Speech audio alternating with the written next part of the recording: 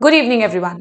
आइए आज की क्लास में डिस्कस करते हैं वीट साइंस जो कि BAO यानी कि बिहार एग्रीकल्चर ऑफिसर के सिलेबस का एक इंपॉर्टेंट टॉपिक है।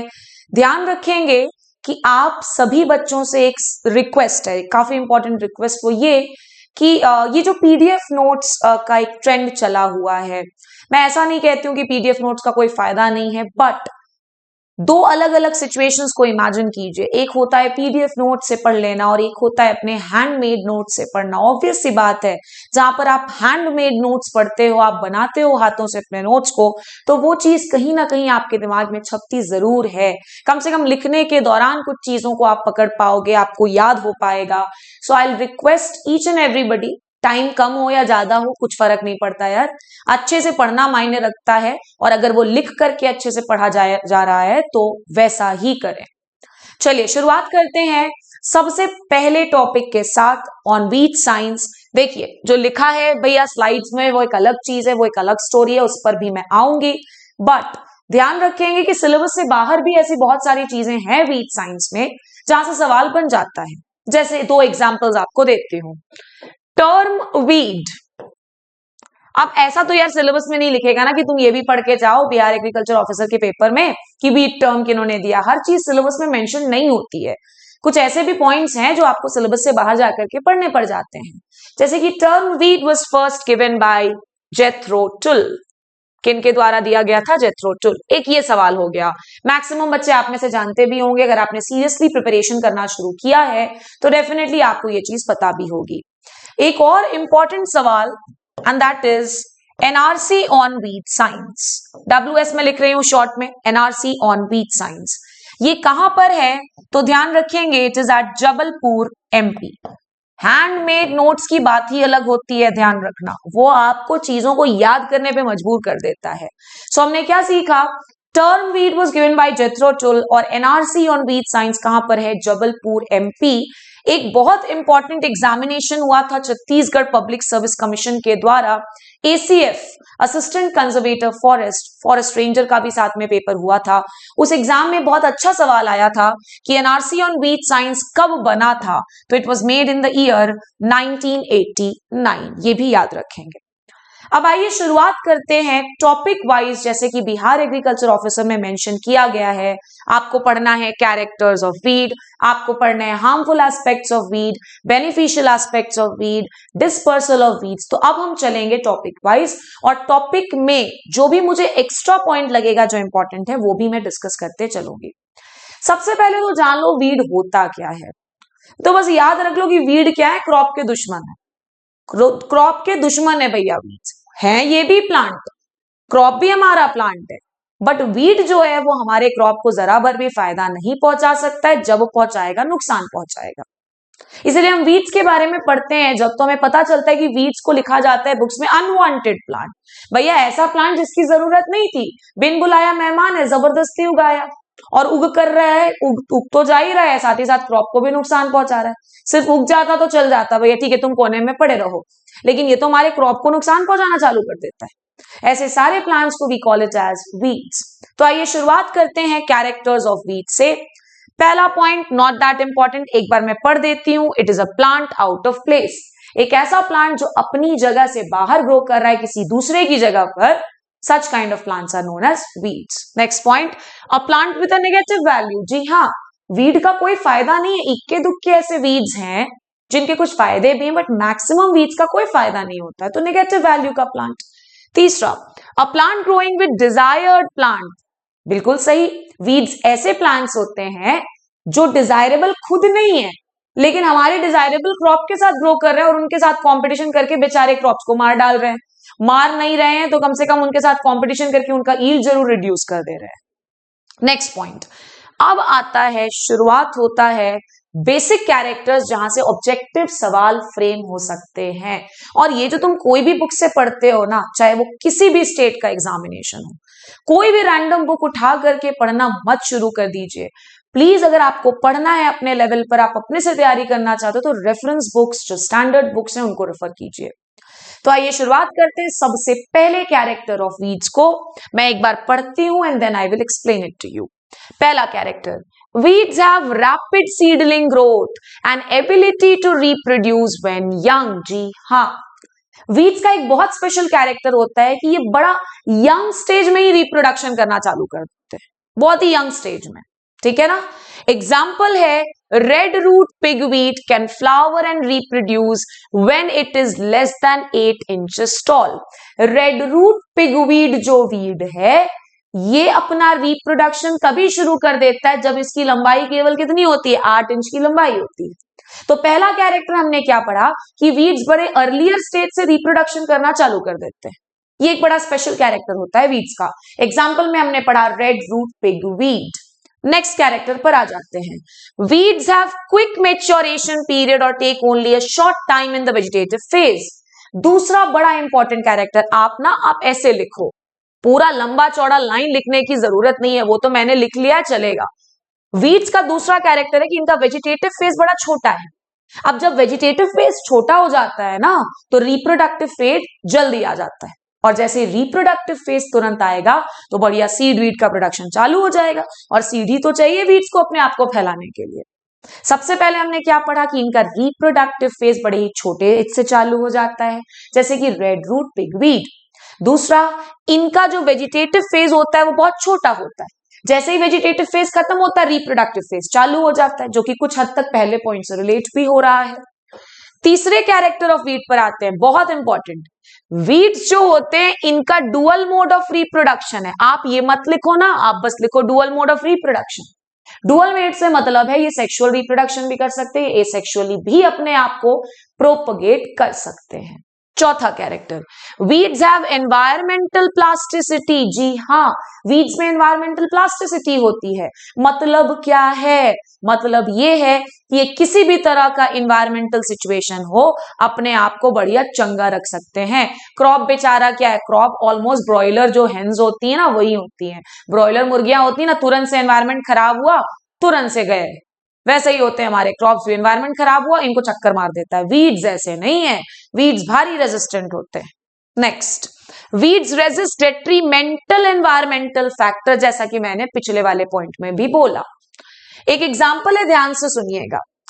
वीड सीड बिना जर्मिनेट किए सॉइल के भीतर लंबे समय तक चंगे कंडीशन में रह जाता है। वही क्रॉप सीड को देख लो, अगर ये जर्मिनेट नहीं किया तो ये सड़ जाता है। अब सड़ ही गया तो भैया प्लांट कहां से निकलेगा, लेकिन वीड सीड के साथ ऐसा नहीं है। Next, weed seeds exhibit several kinds of dormancy and escape the rigors of environment। बड़ा इंपॉर्टेंट पॉइंट, इतना लंबा चौड़ा मत लिखो ना, आप बस लिखो कि वीड सीड्स में several types of dormancy होती है, several types of dormancy पाई जाती है। अब ये डोरमेंसी क्या है, क्या फायदा होता है इससे वीड को? देखो, अगर एनवायरमेंटल कंडीशन खराब है तो ये अपने सीड्स को इनएक्टिव अवस्था में रखेंगे, और जब तक जर्मिनेट नहीं करेंगे तब तक की एनवायरमेंटल कंडीशन दोबारा से फेवरेबल ना हो जाए। ऐसा हमारे क्रॉप के सीड के साथ नहीं होता है।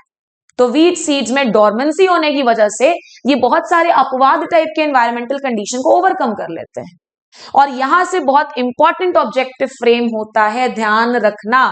मैं बताती हूं क्या। वीड सीड्स में 3 तरह की डोरमेंसी जनरली रिपोर्ट की गई है। पहला है इन्नेट डोरमेंसी। इन्नेट डोरमेंसी मतलब जन्म से ही जो डोरमेंसी उपस्थित होती है, तो याद रखिएगा कि ये जेनेटिकली कंट्रोल्ड होती है। ये किससे कंट्रोल होता है भैया? जेनेटिकली कंट्रोल्ड होता है। ऐसे भी सवाल आते हैं कि जेनेटिकली कंट्रोल्ड डोरमेंसी को हम क्या बोलते हैं? Innate dormancy. दूसरा है बेटा इंड्यूस्ड डोरमेंसी। इंड्यूस किया, किसी वजह से शुरू हुआ डोरमेंसी का प्रोसेस, तो due to environmental factor, environmental factor ऊपर नीचे हुआ जिसकी वजह से सीड में डोरमेंसी आ जाए, तो इंड्यूस्ड डोरमेंसी। जो हमेशा से है इनेट डोरमेंसी। एनफोर्स्ड डोरमेंसी, अब ये क्या होता है? बहुत बार क्या होता है, जो सीड्स होते हैं वो सरक करके इतने निचले लेयर में चले जाते हैं सॉइल के कि फिर उनके लिए जर्मिनेट कर पाना संभव नहीं होता है। तो dormancy in this case is due to deep placement of seeds. और जो हमारा जंगली ओट है, वाइल्ड ओट जो है, दैट इज एविना फैटुआ। इस जंगली ओट में, इस वाइल्ड ओट में सभी प्रकार का डोरमेंसी पाया जाता है, इनेट भी, इंड्यूस्ड भी और एनफोर्स्ड भी। जैसे जैसे पॉइंट्स मैंने आप सभी के साथ डिस्कस किए हैं, ये सारे पॉइंट्स ऐसे पॉइंट्स हैं जो ऑब्जेक्टिव क्वेश्चंस फ्रेम करा सकते हैं, खास करके बिहार एग्रीकल्चर ऑफिसर जैसे एग्जामिनेशन के लिए। सो डेफिनेटली इन पॉइंट्स को नोट डाउन कीजिए। आप पूरा ना लिखें, आप शॉर्टेस्ट वर्जन इसका लिखें। हमको एक इंपॉर्टेंट चीज जो भूलनी नहीं है, जो अभी तक हमने पढ़ा, वो है term weed Jethro Tull, NRC on weed science Jabalpur. कब बना? 1989। कौन सा वीड है जिसमें तीनों तरह की डोरमेंसी होती है? वाइल्ड ओट। वाइल्ड ओट का साइंटिफिक नाम एविना फेटुआ, एविना फेटुआ। नेक्स्ट टॉपिक पर आते हैं। ये आपके सिलेबस में दिया हुआ टॉपिक है, आप चाहें तो चेक भी कर सकते हैं। Weeds as alternate host. अब ये क्या होता है? बहुत बार क्या होता है, कुछ इंसेक्ट्स, कुछ पैथोजेंस ऑफ सीजन में जब क्रॉप ना हो तो बढ़िया जाकर के इन खरपतवारों पर सरवाइव करते हैं और इंतजार करते रहते हैं कोने में पड़े रह करके कि कब क्रॉप लगे और कब हम जाकर के आतंक मचाएंगे। ऐसे होस्ट प्लांट्स को हम कह देते हैं अल्टरनेट होस्ट। और वीड्स ढेर सारे इंसेक्ट्स, ढेर सारे पैथोजेंस के अल्टरनेट होस्ट की तरह काम करते हैं। आइए देख लेते हैं। डायरेक्ट सवाल आता है, मैं आपको बता रही हूं, ये पूरा चार्ट जो है वो आपको याद होना चाहिए, बाय हार्ट होना चाहिए। इधर मैंने लिख दिया है क्रॉप और उसमें लगने वाले इंसेक्ट का नाम, और वो क्रॉप जब फील्ड में उपस्थित ना हो तो वो इंसेक्ट कौन से खरपतवार पर जाकर के सरवाइव करेगा। शुरुआत करते हैं सबसे पहले राइस स्टेम बोरर के साथ। इसका अल्टरनेट होस्ट होता है इकाइनोक्लोआ। इकाइनोक्लोआ इज अ वीड, ये एक खरपतवार होता है। दूसरा, मेज एंड टोमेटो कटवर्म, मक्के और टमाटर में लगने वाला कटवर्म इंसेक्ट, इसका कौन सा वीड अल्टरनेट होस्ट होता है? Chenopodium. Chenopodium which is also known as bathua. बथुआ जिसको अंग्रेजी में, इंग्लिश में कहते हैं lamb's quarter, lamb's quarter. Next, castor hairy caterpillar, HC मतलब हेयरी कैटरपिलर, इसका अल्टरनेट होस्ट कौन है? Crotalaria. Next, citrus fruit moth, tinospora. Next, tomato wilt, amaranthus and portulaca. Banana virus and nematode, commelina. और last है wheat black crust, agropyron. मैंने आपको सारे alternate host के नाम लिखवा दिए, वो भी स्टैंडर्ड बुक से लिखाया है, इसलिए घबराने की जरूरत नहीं है।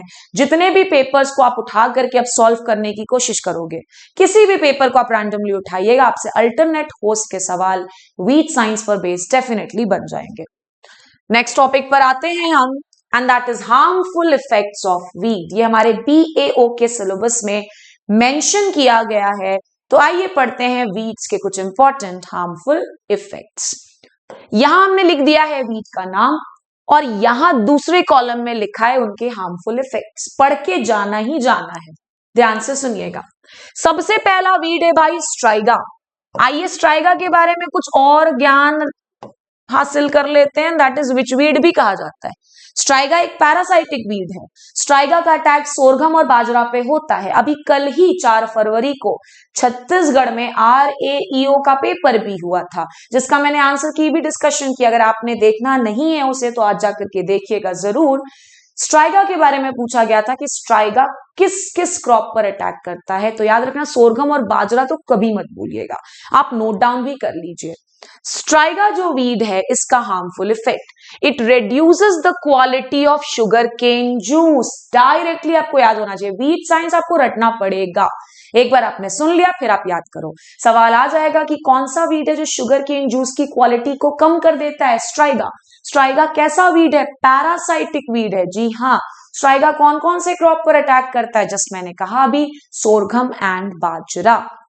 Wild onion, wild onion when mix with forage imparts off flavour to milk. जी हाँ, अगर ये वाइल्ड अनियन जो है वो फोरेज के साथ मिक्स हो जाए, ठीक है ना, जो गैया को आप चारा दे रहे हो उसके साथ मिक्स हो जाए और गैया खा ले, तो जो दूध मिलेगा उससे बड़ी अजीब टाइप की स्मेल आती है।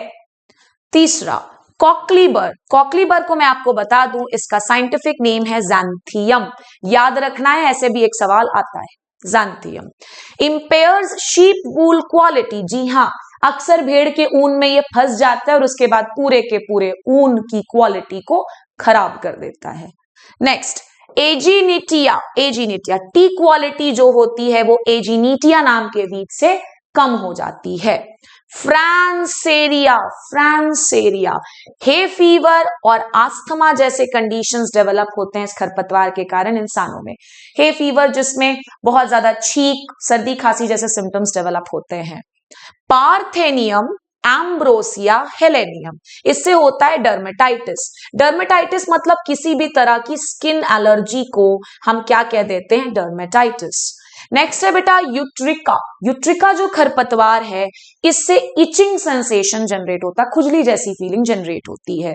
साल्विनिया और पिस्टिया आपके बीएओ के सिलेबस में एक्वाटिक वीड्स और उनके मैनेजमेंट भी पढ़ने हैं, तो मैं अभी इसी पॉइंट पे बता दूं कि ये जो साल्विनिया और पिस्टिया हैं ये दोनों एक्वाटिक वीड्स हैं। ये सारे छोटे छोटे पॉइंट्स को लिखते जाइएगा। Salvinia and pistia aquatic weeds, और इसका हार्मफुल इफेक्ट क्या है कि भाई ये जो साल्विनिया और पिस्टिया है ना, ये मच्छरों के ब्रीडिंग साइट्स होते हैं, और मच्छर क्या करते हैं ये मुझे बताने की जरूरत तो है नहीं। तो ये हमने कंप्लीट किया harmful effects of weed. Shortcut अगर आप ढूंढिएगा ना कि कोई ऐसी किताब बता दो जिसमें हमको शॉर्ट वर्जन में मिल जाए, तो यही शॉर्टकट डुबो देता है इंसान को। तो भैया पढ़ रहे हैं तो अच्छे से पढ़िए, जितना पढ़ के जाइए उतने से कम सारे सवाल बन जाने चाहिए। सब थोड़ा थोड़ा पढ़ोगे और कुछ नहीं बने, उससे बेहतर है कि हम 10 यूनिट में से 6 यूनिट पढ़ें, बट तगड़े तरीके से पढ़ें, सारे सवाल बनाकर आ सकें। Next, useful effects of weed.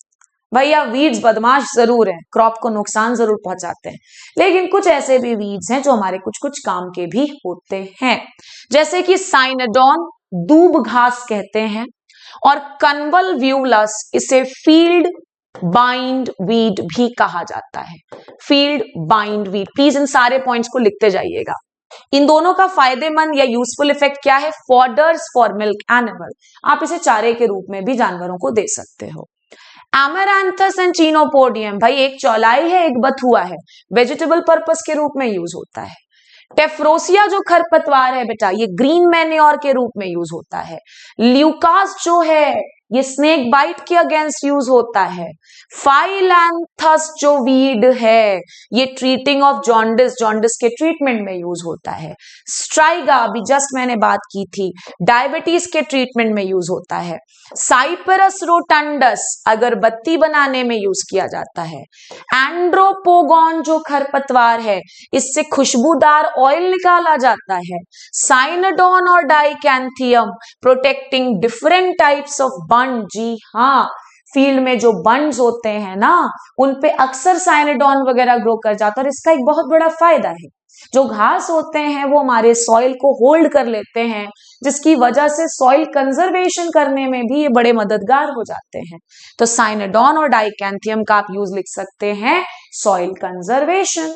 Next, अब हम आ जाते हैं एक बेहद बेहद इंपॉर्टेंट टॉपिक पर, जिसे हम कहते हैं डिस्पर्सल ऑफ वीड। वीड्स अपने आप को फैलाते कैसे हैं? तो जनरली डिस्पर्सल का जो तरीका होता है वो 4 अलग अलग माध्यम से होता है। कुछ ऐसे वीड्स हैं जो अपने आप को फैलाने के लिए हवा का यूज करते हैं, कुछ पक्षियों को यूज करते हैं, कुछ जानवरों के बॉडी में चिपक जाते हैं, एक जगह से दूसरी जगह खुद ब खुद पहुंच जाते हैं। आइए देखते हैं सबसे पहले wind dispersal mechanism. Wind dispersal को हम कह देते हैं एनीमोकोरी। क्या कह देते हैं? एनीमोकोरी। सबसे पहले हम देखेंगे कि ऐसे कौन कौन से स्ट्रक्चर्स हैं जो विंग से या विंड से होने वाले डिस्पर्सल में हमारे खरपतवारों की मदद करेंगे। तो कुछ ऐसे खरपतवार होते हैं जिनमें जो फ्रूट्स होते हैं वो कैसे होते हैं? विंग, उनमें पंखनुमा स्ट्रक्चर लग जाता है, जिसकी वजह से वो आसानी से एक जगह से दूसरी जगह पहुंचा दिए जाते हैं। अब देखो ये जो लंबा चौड़ा डिस्क्रिप्शन लिखा है, कुछ लोग इसी को रटते रह जाते हैं, यही तो गलती है। ऑब्जेक्टिव पेपर है भाई लोग, ये लंबा चौड़ा डिस्क्रिप्शन नहीं पूछेगा, तुम्हें पूछेगा कौन सा वीड है जिसमें विंग्ड फ्रूट्स होते हैं। एसर मैक्रोफिलम, मत पढ़ो इसको, रहने दो। एसर मैक्रोफिलम एक बार देख लो जरा कैसा दिखता है। ये देखो विंग्ड फ्रूट्स, ऐसा लग रहा है पंख हैं दोनों, विंग्ड फ्रूट्स। दूसरा, डिस्पर्सल ऑफ विंड से, हवा के कारण होने वाले डिस्पर्सल में सबसे पहला हमने पढ़ा विंड फ्रूट्स। एसर नाम के वीड में इस तरह का स्ट्रक्चर पाया जाता है। दूसरा है पैपस या पैराशूट फ्रूट्स, मतलब पैराशूट लाइक स्ट्रक्चर होगा, और वो आसानी से उस वीड सीड को एक पॉइंट से दूसरे पॉइंट तक पहुंचा देगा। किसमें होता है, आओ जरा देखें। एजीरेटम कॉर्निजोइड्स, मुझे जरूर कमेंट सेक्शन में बताइएगा कि इस एजीरेटम का कॉमन नेम क्या है। जैसे मैंने तुम्हें बताया, स्ट्राइगा का है विच वीड, कन्वल्व्यूलस का है फील्ड वाइन वीड। तो एक हेल्प जरा तुम लोग मेरी करना, मुझे इसका कॉमन नेम बताना। दूसरा है सर्सियम आर्वेंस, इसका कॉमन नेम इधर ही लिखा है, कैनेडा थीसल, कैनेडा थीसल। ये देखिए कुछ इस तरह का, ये पैराशूट, बढ़िया फोटोग्राफ है ये। देखो कैसे पैराशूट जैसा स्ट्रक्चर बन गया है, अब आसानी से उड़ा ले जाएगा इसको हवा। नेक्स्ट, कोमेट या कोमोज, हमने सबसे पहला पढ़ा विंग्ड फ्रूट, दूसरा हमने पढ़ा पैपस, तीसरा हम पढ़ रहे हैं कोमेट या कोमोज। इसमें क्या होता है पता है, जो सीड होता है वो पतले पतले बारीक बारीक सॉफ्ट सिल्की हेयर से कवर्ड होते हैं। जैसा कि फोटोग्राफ तुम एक बार देख लो, ये देखो बढ़िया फोटोग्राफ, सीड जो है उसके बाहर लंबे लंबे सिल्क लाइक हेयर्स निकले हुए हैं। और इस तरह का कोमोज स्ट्रक्चर किसमें बनता है, कैलोट्रोपिस जाइजेंटिया, जिसको आंख या मदार भी कहा जाता है। इसकी फैमिली भी याद रख लेना, इसकी फैमिली है एसेल्पेडिएसी। एक बार मेरे साथ में बोलो, एसेल्पेडिएसी, याद रखना। नेक्स्ट, चौथे सवाल पर आते हैं, या चौथे पॉइंट पर आते हैं, सॉरी, बैलून और शैफी स्ट्रक्चर, जिसमें क्या होता है, जो कैलिक्स होता है, कैलिक्स जिसको आप सेपल भी कहते हो, जो कैलिक्स होता है वो इस तरह का बलून लाइक स्ट्रक्चर में मॉडिफाई हो जाता है। अब आसान हो जाता है इसको, विंड आराम से इसको उड़ा ले जाएगा। और इस टाइप का स्ट्रक्चर किसमें बनता है, फाइसालिस मिनिमा, जिसे हम केप गूजबेरी भी कहते हैं। क्या कहते हैं, केप गूजबेरी।